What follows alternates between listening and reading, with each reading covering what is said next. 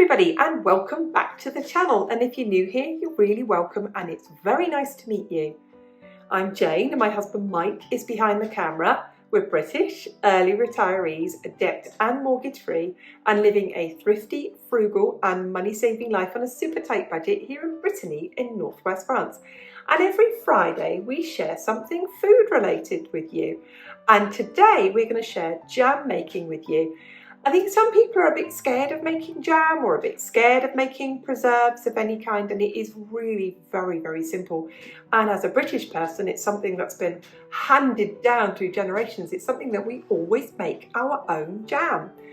Now here in France, when you hear the word artisan or artisanal, you know it is a small enough factory where the owner of that factory will probably know every single member of staff there, from the lorry drivers to the people who staff the whole production, to the people who package, who label, who work in the office.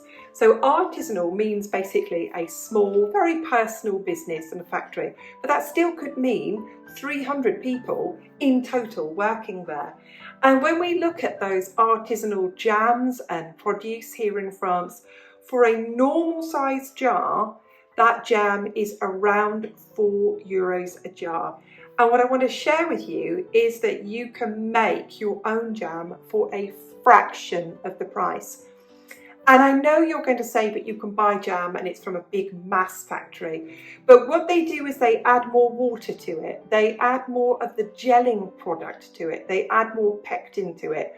So you are not getting so much fruit. You're not getting so much flavour, and it's just not so nice. And who knows? We can go out and pay obviously a lot of money for that things that you bought at farmers markets, and you can see where the price comes from. So I am going to show you, here is my, and I haven't labelled it yet, here is my apricot jam. And that is twice the size of a regular jar of jam. And I've made 5.5 jars of jam here, and it works out to 72 cents, €1.72 for the large size. So you can see it's very economical to make, even with the cooking times. So I'm going to show you how to make jam.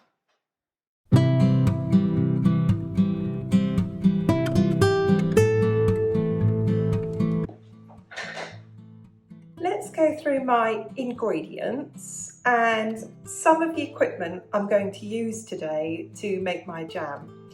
I have here 2 kilos of apricots. I will wash them, I will cut them in half, cut the stone out and then cut them into pieces. I have here, what have we got? 2, 4, 6, 7 apples. I will peel these, core these and chop these up and add that. Now I add apples to my jam basically to stretch it, make it go a bit further. You don't need to do that. That's my choice. But if you're making something and it's an expensive fruit, for example, or it's a fruit you do not have much of. For example, here I made apple, this is blackcurrant jam, but it's half apples. And I promise you, you can't taste the apple, you can predominantly taste the blackcurrants. But my blackcurrant bushes were a bit hopeless this year, and all I got from them was half a kilo of blackcurrants. So you can always add apples to jam to make it go further.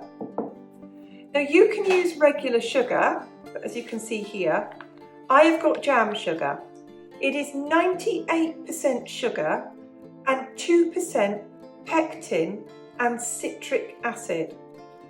If you can't get this, and this is very common in France, it's very common in the UK, all you need to do is add in the juice of a lemon or a couple of lemons, and that will add in your pectin. Now you see here that I've got my jam jars, and I reuse the lids, and I'm going to put this in if it's not damaged. So some people take their lids off their jam jars, they can't get them off, so they bash them on a surface, and that can damage the lid. Well, I don't do that. I've got a very strong jam jar lid remover called Mike, and he will take them off for me just by twisting them. And you can see here there's a seal in it. And they do get a bit marked and a bit old, but you know, you can feel the rubberiness on it, and that's fine. And on our lids, they have these in the UK, they have his in France and everywhere else that I can think of. The lids do this. And you know there is no vacuum on that now. So I'll show you the whole process of getting them in the jars and how they seal. You know, so here's some marmalade we've had earlier. So that's open, that's my marmalade. And here is some of the jam, and you can see no click. So I'll talk to you when I make this as well about the science of how this seals and how this preserves. So that's what I've got here. I have also got a family heirloom of a cooking thermometer here, and water boils at 100 degrees, jam it's slightly higher. But I know here if I keep it on a rolling boil, I'm keeping that at 100 degrees centigrade as a rolling boil or above. And I will talk to you as well about when I make this, about how long you keep something when you make jam at a rolling boil to know that you've reached what we jam makers know is called setting point. So there's the basics of what I've got. I've reused all my jars. They will be washed again. They've all been washed in the dishwasher, but I will wash them again. And we sterilise our jam jars by putting them in the oven and setting the oven to 100 degrees. And we put them in the oven, and when the jam actually goes into our jars are still hot. And you'll see me handling them with tongs, or you'll see me handling them with a oven glove or a tea towel. So there we go. That's what I've got, and my apricots are lovely. And when we buy our fruit here, we know exactly where it comes from. And I know that these are lovely apricots from just outside of an area of Montpellier in the south of France. And these apples come from my neighbour, so these apples come from within 100 metres of my house. So I better get preparing this fruit.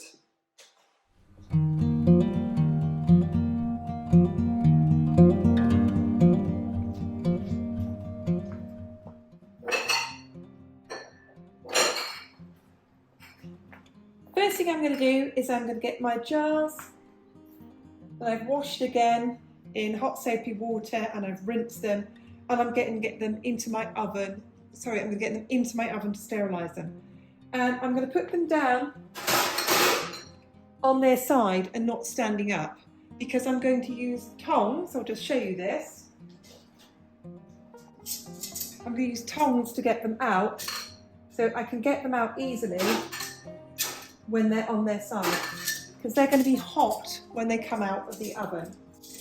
So let's put them in on their side. I'm just going to put them in the oven and leave that on, and then I'll make sure that they'll be absolutely sterile. It's always best to do more jars than you need. Just make sure they're all rinsed out. More jars than you need. It's better to have too many than not enough.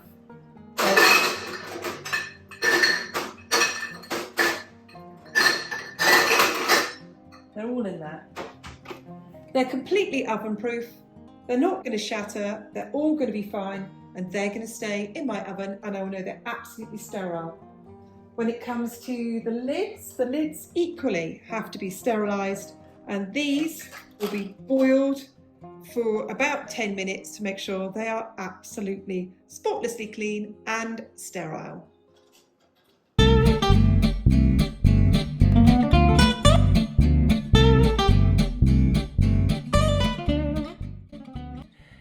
As you can see, I've already cut up my apples and I've put them in some water with some lemon in it. They're looking a bit brown, but don't worry about that if you do use apples in jam, because they will break down and you won't notice it. So I'm cutting my apricots in half, I'm pulling out the stone and I'm cutting it up into little bits. And I don't like big lumps in my jam, so the smaller the lumps are, the quicker it cooks down. But it's your choice whether you want to have small lumps or big lumps of apricots in your jam.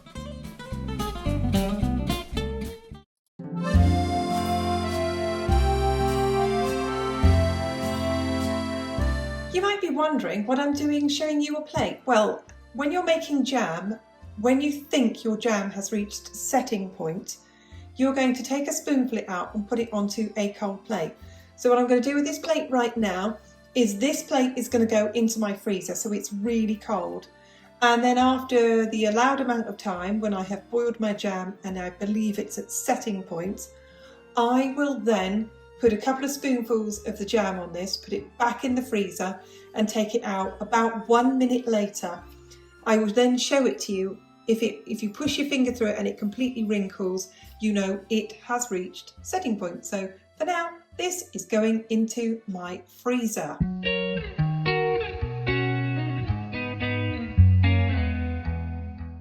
Okay, so I have put my plate into the freezer, ready to test the jam. And here I have in here my apples, and I also have my apricots. I'm not going to add the sugar at this stage. I'm going to cook this down until it makes a pulp. And I'm going to cook this down really gently so it breaks down. And I don't like big lumps of fruit in my jam. I like my jam to be quite smooth in consistency, but that's my personal choice. Some people like great big lumps of fruit in their jam. We don't. So I'm going to cook this down, and when it's a nice pulp or mushy mixture, then I will add the sugar, and then I will slowly bring the heat up. So if you're wondering what you're seeing, that's what I am doing.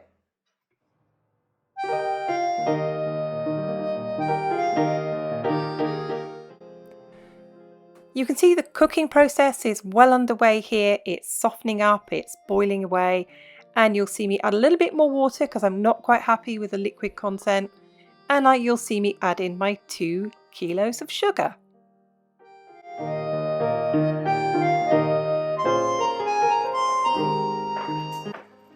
Hopefully you can hear me over the cooking here. You can see I've got my potato masher. What I'm doing is I'm going around the pan and I'm breaking down all the lumps. I'm coming up to the end of my 10-minute boiling time, and at that time I will turn the heat off for just a second, and I will get my freezing cold plate out and put my jam onto the cold plate. Now, what I'm doing here, you see I've got it in a great big pan here, and I've got it on a rolling boil, is it can splash you. You might have seen earlier I did splash myself, and you can burn yourself, and it burns quite nastily, and you can see it's a bit red there at the moment, but it will pass. So be very, very careful when you're doing this, and if you can get a wooden spoon with a longer than normal handle, it'll make your life easier. You'll see also on my jam as well, I've got a slight bit of scum here, and what we British people do when we make jam, to get rid of that scum, we put in what we say a knob of butter, a small little bit of butter into there, and that gets rid of that. So this is coming up to the end of my 10-minute boiling point, and I will do my first test. If it doesn't set, I boil it for another 10 minutes. Here is my jam, and it's been in the freezer, and you can see here the setting process there. It's not wrinkling. That is not a good enough set for my liking. The better the set, the longer it will preserve for. So yes, it wrinkles, but I'm going to give this another 10 minutes of boiling, and that will definitely get it to setting point. So you can come across problems when you make jam, and sometimes it won't set. This one you can see it has set. It's not falling off the plate at all. What I did to make sure it set, because it's a frustrating thing as a jam maker, there's 2 things that you can do, or 3 things that you can do actually. You can bring it to the boil again and boil it for another 5 minutes, continuously stirring it. You can add more sugar, which I did. I added 250 grams more jam sugar. You can also add lemon juice. I added a good squirt of lemon juice out of the bottle. I would say I probably added about 25 millilitres of lemon juice. That would be about 3 tablespoons of lemon juice. So there we go. And you can see here it has set, and it's a really good set. And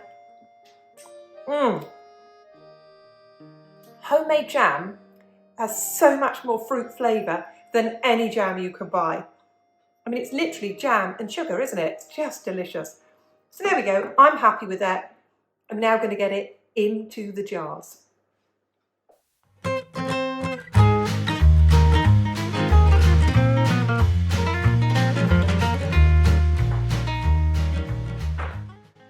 I have my pan of jam boiling hot, jam jars boiling hot, my jam funnel has been scalded with boiling water, and my lids have been boiled. All of this is hot enough to burn me. I use a plastic jug simply because it's easier to get it in there, and the last bits I will pour in. I've got bigger than normal jam jars. I'm having to pick these up with a cloth to show you this because they are out of the oven hot. There's the standard size. These are twice the size. We tend to use apricot jam more in cooking than we would do just to have it on toast. So that's why I've got the bigger jars here. So let's get this in there.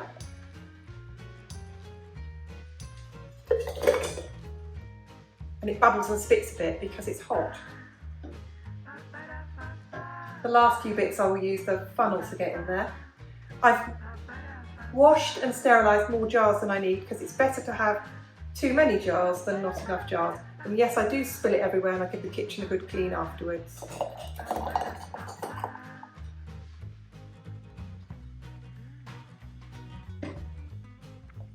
A little bit more. It goes everywhere. I'm a messy cook. Here we go.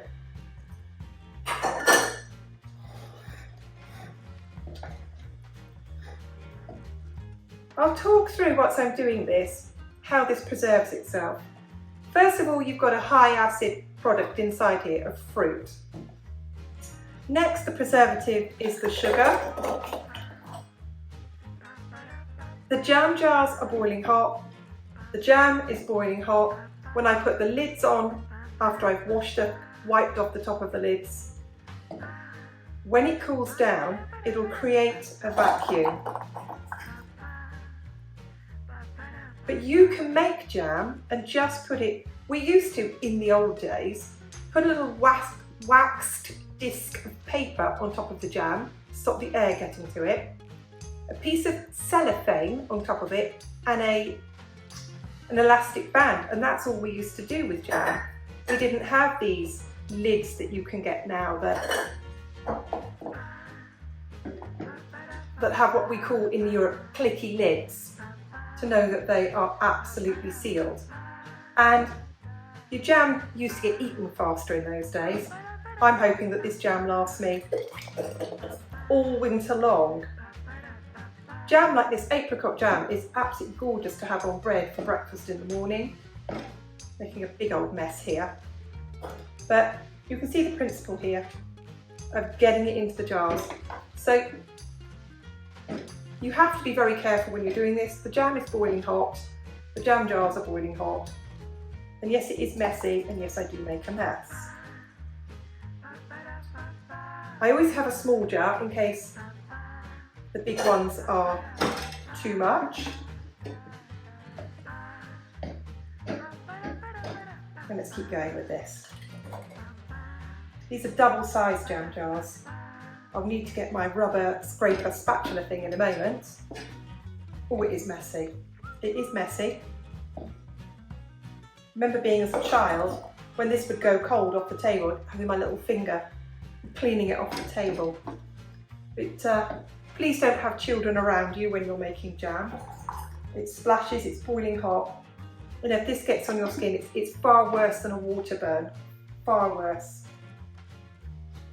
Oh, doing really well here. Really big jars of this lovely apricot jam.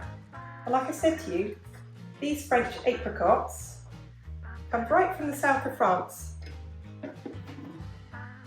Absolutely gorgeous, aren't they? And very messy. I'll carry on doing this because you don't want to watch me fill all the jars out. And I'll show you how I tighten the jars afterwards.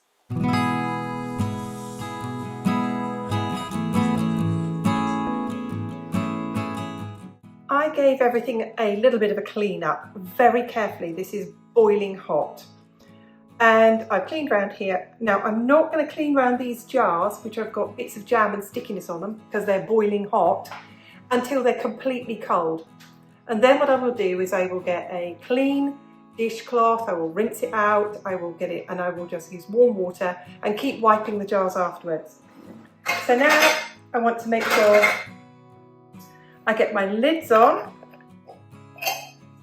And this is a tricky bit because, like I said to you, this is hot. So I'm holding onto the jar, I'm doing it up as tight as I can. And when these cool, the lids will suck down. And as I said at the beginning of this, I've checked all my lids. They haven't got any dents in them. And I use them again and again. And this one that's only got, I'll put it right here because it's boiling hot, half a jar of jam in it. We will use this one first. So that one doesn't go on there, that one goes on there. So, I'm being really careful because, like I said, it's hot. It's very easy to burn yourself doing this. Tighten it as tight as you can.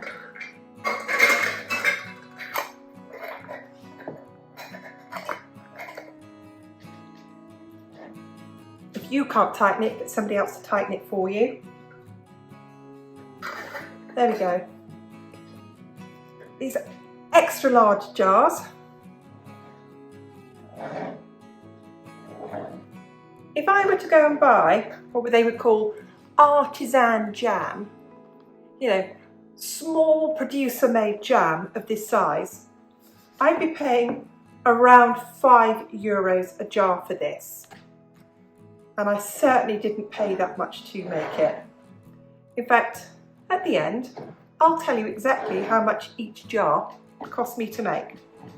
And I'll come back to show you how, the lids are getting hot now. Ouch, ouchie, ouchie. Like I said, be very careful, it's hot, and I'm tightening them again. I know somebody's going to say, do you water bath jam? You do not need to water bath jam. The sugar preserves it, the fruit preserves it. It's gone into a hot, sterile jar. The sugar preserves it. They're getting hotter and hotter actually. So yeah, they will vacuum seal. A good jar of jam like that will last years. Absolutely years. And it's a heck of a job.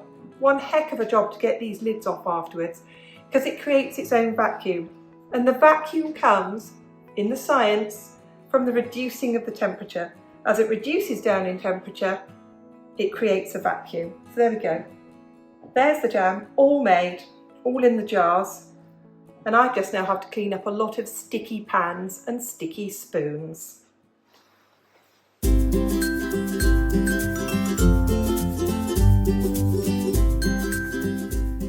Now, at the beginning, I showed you our jam jars and how we use them again and how we use our lids again, only if they are in good condition. And our lids, when they are unsealed, so when you have undone it, our lids make a, you come right down there, Mike, you can hear the clicking sound. And we therefore know it's not sealed. But all of these, as you can see on these, every single one has sealed. And they are really difficult to open. And as I explained to you about the science of this as well, when the product goes in, the jar is hot. The jar is 100 degrees. The product that goes in is 100 degrees. The lid has been boiled. You tighten it up using a cloth so you do not burn itself. And the cooling process, the change in temperature, creates the vacuum and creates the seal.